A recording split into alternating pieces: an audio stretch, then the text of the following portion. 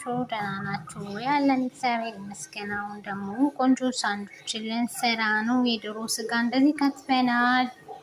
ቃሪያ ደግሞ በየአይነቱ ከትፈናል። ሽንኩርት አለን፣ እዛ ጋር ጅብን ይቢዛለን፣ ዶራ ወይም በቆሎ አለን እና አሁን ዘይታችን ጨምርና ሳንዱች እንሰራለን ማለት ነው።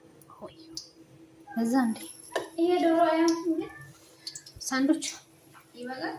ሌላም እየሰራን ነው። ማንም የለም ዛሬ። ያው እንዴት ማንም የለም?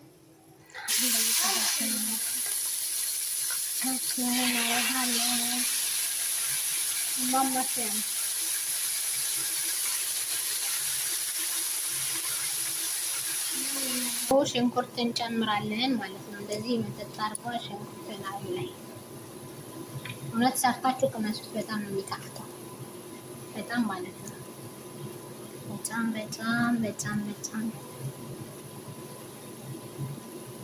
እዚህ ጋር ደግሞ የተለያዩ ቅመሞች አሉ።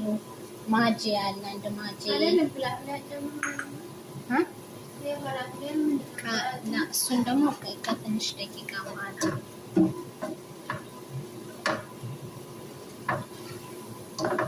እና ሳንዱች እንደዚህ ልንሰራ ነው። ዶሮ ተሰቃየች። በሳንዱች በወጥ ምን ማትሰራበት ጉድ የለምና ዛሬ ደግሞ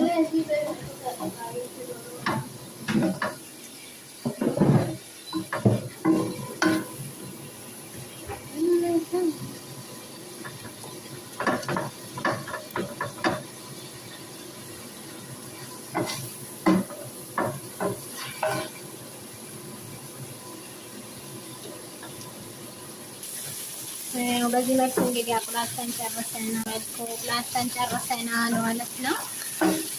ሰቦቼ እንደዚህ ነው። ደግሞ የተለያዩ ቃሪያዎችን ጨምራለን።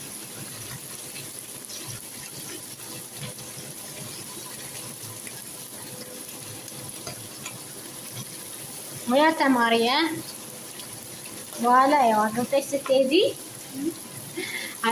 ስትሄጂ እናትሽን እንዳታሰድቢ ትያለሽ።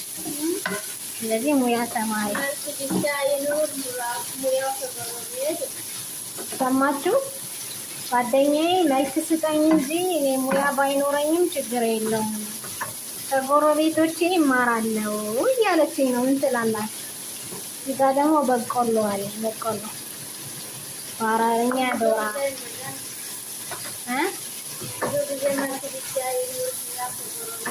እንደሱ አያዋጣም። ግን ያው መልክ ስጠኝ ሙያ ከጎረቤት እያለች ነው። ቢሆንም ግን ሁለቱም አስፈላጊ ነው። ካልሆነ ግን ግዴታ ሙያ መማር አለብን።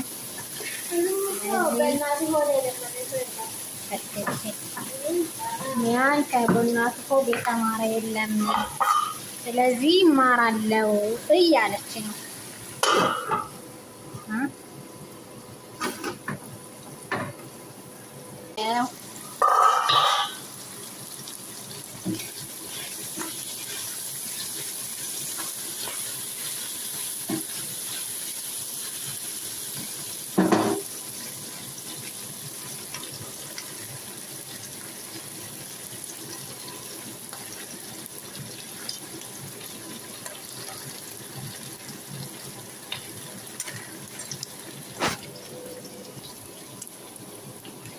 በዚህ መልኩ እንግዲህ አድርገናል።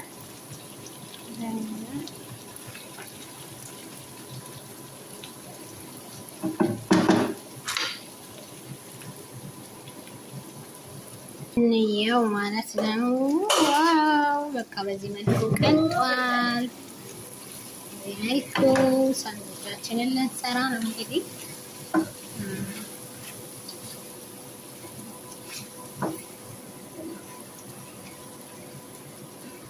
እኔ ሀሳብ አስተያየት ስጪ። ቀመሽ አይቆም ጫውን ቀመሽ አዲ ጣሚ ቀመሽ ኖ ፕሮብለም። አልቀምስም ትላለች። እንዴት ምን ጉር ናት እናቴ ሆይ። የሴት ልጆች አያቸው ትንሽ ጨው ጨምሪ ያለች። ግን ያው እኛ ቤት ብዙ ጨው አይወዱም ማለት ነው። ጅብን ስላለው ያው ብዙ ጨው አላደርግም። ያው ጨው አይወዱም ሰዎቼ ማለት ነው። እና ጓደኛዬን ሳቀስብሳት ጨው ትንሽ ያንሰዋል አለች። ጨው